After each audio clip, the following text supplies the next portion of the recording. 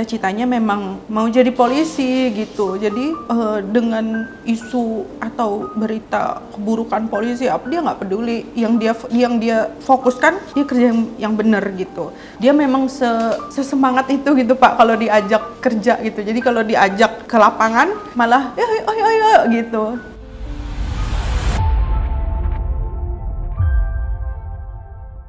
Sedih sekali mendengar cerita Fitri Pradina, kakak kandung M. Galib, salah satu anggota polisi yang menjadi korban penembakan saat penggerebekan judi sabung ayam di Negara Batin, Kabupaten Waikanan. Dia tidak habis pikir adik bungsunya yang sangat dia sayangi harus tewas mengenaskan. Senin 11 Agustus 2025, Pengadilan Militer Palembang akan menggelar sidang kasus tersebut. Sidang putusan akan didengarkan langsung oleh Fitri. Dia berharap mendapat keadilan yang seadil-adilnya. Seperti apa ceritanya? Inilah saksi kata. Mbak Fitri Pradina ya? Iya. Bisa diperkenalkan dulu Mbak Fitri, nama lengkap dan hubungan dengan Aibda juga ya? Sudah Bribtu. Bribtu ya? Bribtu Anumerta M. Galib. Nama saya Fitri Pradina, saya kakak kandung dari almarhum Bribtu Anumerta M. Galib Suryaganta. Sekeluarga berapa bersaudara? Berdua, hanya saya dan dia, dan almarhum. Selisih berapa tahun dengan Pak Galib? 5 tahun. Sudah berapa tahun, artinya sejak kecil sampai besar kan serumah ya? Seberapa lama? Iya. Tidak apa? Saya sama dia pisah rumah itu semenjak dia pendidikan aja gitu. Karena dia pendidikan langsung penempatan, saya masih tetap di rumah gitu, kuliah kan. Pas saya sudah menikah baru saya merantau, jadi di rumah hanya papa dulu masih ada, jadi hanya mama dan papa yang di rumah gitu. Jadi saya merantau, Galib di Waikanan, langsung penempatan di Waikanan. Mbak Fitrinya merantau ke Lampung itu ya? Saya di Jakarta ikut suami, karena suami dulu kerjanya di Jakarta, tapi udah kembali ke sini lagi karena kan ibu sendiri. Kalau bapak udah meninggal sebulan sebelum Galib meninggal. Komunikasi terakhir dengan Pak Galib kapan? 2 hari sebelumnya Pak, jadi di hari Sabtu. Di hari Sabtu itu saya lagi keluar sama ibu. Dia bilang, beliin baju lebaran dong katanya gitu. Kan mau lagi bulan puasa itu Pak gitu. Terus saya bilang, iya dek besok ya gitu. Ini lagi buru-buru gitu. Sudah selesai taunya tanpa, kan saya sama ibu tuh misah tuh, ternyata ibu udah beliin baju. Oh pas banget mah tadi Galib WA katanya minta beliin baju. Iya nih udah mama beliin katanya gitu. Terus abis itu langsung di hari Senin taunya dapat kabar itu gitu. Memang selama ini sama kakaknya karena selisih agak jauh, agak manja atau gimana itu minta? Iya, karena kan dia anak terakhir ya Pak. Di rumah juga cuman saya sama, maksudnya cuma hanya 2 bersaudara gitu. Jadi ya dia di rumah ya tetap kayak anak bungsu sih Pak. Manja ke ibu, ke bapak juga ngalem, manja gitulah istilahnya. Kalau bapak sendiri komunikasi terakhir sama Pak Galib kapan? Bapak kan meninggal lebih dulu daripada Galib ya. Jadi 17 Februari itu papa meninggal kena serangan jantung mendadak. Habis itu 17 Maretnya Galib. Nah, untuk komunikasi terakhir itu sehari sebelum papa meninggal. Jadi sebelum papa meninggal itu Galib tuh tanya, Pak ini aku dikasih tugas ada kayak kejar pelaku apa? Ada tugas intinya ya Pak, saya kurang paham gitu. Itu ke daerah Padang atau Bengkulu, pokoknya jauh banget gitu. Ikut nggak ya katanya gitu. Ikut aja nggak apa-apa katanya gitu. Soalnya kan jauh gitu kan. Ikut aja. Terus ternyata Bapak itu nggak sakit, nggak apa, tiba-tiba serangan jantung meninggal gitu. Jadi komunikasi terakhir itu dia nanya ikut nggak Pak gitu. Nah terus kita juga mau kubur papa jadi nunggu Galib datang dulu gitu kan gitu. Jadi dia sempat tanya dulu boleh nggak pergi, kata papa pergi aja gitu. Iya, iya. Itu yang tahu duluan kabarnya itu kan saya gitu. Saya di WA katanya ini Galip kena tembak katanya gitu. Itu saya bener-bener kayak flashback sebulan lalu Pak, rasanya tuh kayak kaki saya tuh kayak nggak napak gitu ya rasanya di tanah gitu. Tapi kan saya nggak boleh langsung nangis pecah gitu karena kan ada mama. Jadi saya nggak nangis, saya nggak apa, saya cuma bilang, mah itu mau buka puasa, mah Galip kena tembak gitu. Mama langsung astagfirullahaladzim, tau lah reaksi ibu-ibu ya langsung. Jadi aku bilang, mama tenang dulu, kan siapa tahu di bagian yang nggak vital gitu, jadi masih aman kayak gitu. Udah dia nggak mau makan kan, saya bilang udah mama makan dulu, karena kan susah Pak dapat informasinya kan itu jauh, jadi untuk sinyal aja tuh mereka dari teman-teman yang menghubungi juga susah gitu, jadi cukup lama lah kita tahu sampai kabar meninggal dunia itu cukup lama gitu, kayak gitu. Ya itu akhirnya ibu bilang mau sholat maghrib dulu katanya gitu. Ya udah mama sholat dulu gitu. Nah pas mama sholat itu saya dapat telepon dari temannya Galip bilang kalau ini udah meninggal Mbak gitu. Saya di situ biasa aja Pak. Biasanya kenapa? Karena belum masuk di otak saya ya, kayak masih nggak bisa mencerna gitu. Jadi saya diam.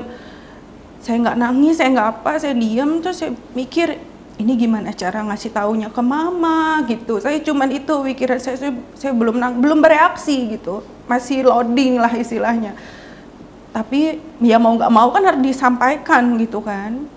Ya udah akhirnya begitu mama selesai sholat, lama banget sholatnya mungkin karena dia tahu kabar itu ya, jadi doanya panjang gitu. Saya tungguin kok nggak selesai gitu. Pas dia udah bangun dari sholatnya, saya bilang, mah Galipnya udah meninggal, kata si kayak gitu. Wah nggak mungkin gitu kan, dia ya panik lah gitu kan. Dia bilang kemarin kan mama habis beliin baju koko buat dipakai lebaran katanya gitu, udah mama setrika katanya gitu, kok malah ini meninggal. Terus mama itu malah namanya panik gitu, jadi dia nyalahin saya. Dia bilang kamu tahu dari mana katanya beritanya, tahu dari mana kata dia. Ya saya aja sampai lupa gitu siapa yang nelpon saya, saking gimana ya Pak, panik gitu.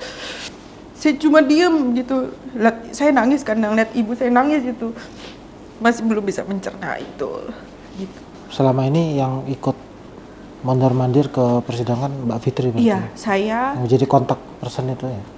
Biasanya saya, suami, dan mama yang selalu ke Palembang untuk hadir sidang gitu Pak. Jadi Pak Galip ini sejak kecil memang cita-citanya polisi atau ada keluarga yang anggota juga? Enggak, ya keluarga ada yang anggota, tapi memang cita-citanya memang mau jadi polisi gitu. Jadi dengan isu atau berita keburukan polisi apa dia nggak peduli, yang dia fokuskan dia kerja yang benar gitu.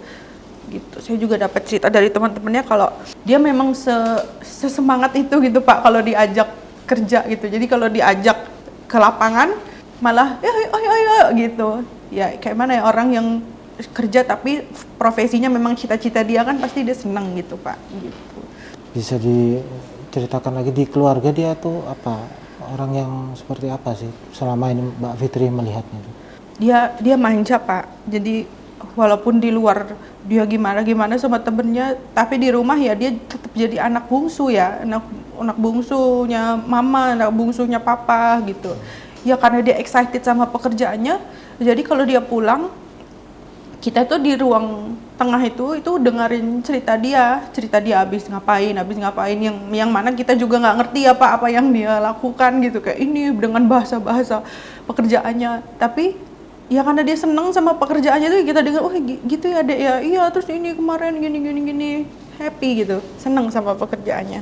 Tidak pernah ada cerita yang apa lebih sebelum kejadian ini yang mencekam gitu, nggak pernah? Nggak pernah, dia tuh selalu ceritain seru-seruan gitu? Seru-serunya, karena dia menganggap pekerjaannya tuh seru dan itu memang kemauan dia gitu. Tadi sempat disampaikan apa ya, seperti tidak percaya terjadi di lokasi itu. Karena ternyata orang Wekanan juga Iya. sejak kecil sampai ini. Nggak cuman keluarga besar, nenek di sana gitu, tapi dari orang tua memang sudah merantau ke Bandar Lampung. Jadi kalau Lebaran pulang kampung ya Wekanan gitu, Pak. Artinya Iya, iya benar. Apalagi saudara-saudara yang di kampung kan, istilahnya ya cuma beda kampung gitu, Pak, sama di kabupaten yang sama gitu. Jadi siapa yang pelakunya, siapa pelakunya, namanya ya kampung itu kan, kabupaten itu kan nggak luas ya Pak ya gitu. Pada saat itu kan kita juga belum tahu siapa gitu, kita juga nggak fokus ke sana, kita fokus kayak lagi duka, ini adik kita jadi korban kayak gitu. besok dari keluarga siapa saja yang akan hadir? Yang hadir saya, mama, om, tante, sepupu hadir Pak, ada sekitar 10 orangan hadir semua untuk menyaksikan putusan besok ya. Ya, tetap kami harus tanyakan apa yang ingin didengar besok. Harapan saya putusannya sesuai dengan tuntutan auditor, yaitu hukuman mati, karena terdakwa ini sudah menghilangkan 3 nyawa gitu Pak. Itu yang saya nggak habis pikir, kalau orang normal kok bisa gitu membunuh 1 orang, lanjut ke kedua, lanjut ke ketiga, itu kan berarti menurut saya itu ada yang nggak beres dengan dirinya gitu. Kok bisa kamu sekali melakukan kesalahan, orang tergeletak, kamu lanjut kedua dan lanjut ketiga? Itu menurut saya psikopat sih Pak, biadab gitu. Nggak masuk di akal, kok bisa terus. Walaupun terdakwa bilang, kan saya hadir di sidang, terdakwa bilang dia melakukan itu secara spontan, bahkan dia nggak tahu siapa yang dia tembak, dia tidak melihat siapa yang tersungkur, siapa yang terjatuh. Tapi faktanya semua yang tertembak adalah polisi, tidak ada warga sipil. Padahal di sana yang hadir tuh banyak loh, ratusan orang, tapi yang menjadi korban semuanya polisi gitu. Jadi kalau menurut saya memang ya dia tidak suka ya acaranya diberhentikan gitu. Jadi aneh kalau dia bilang saya tidak tahu siapa yang saya ini, buktinya yang tertembak semuanya polisi gitu.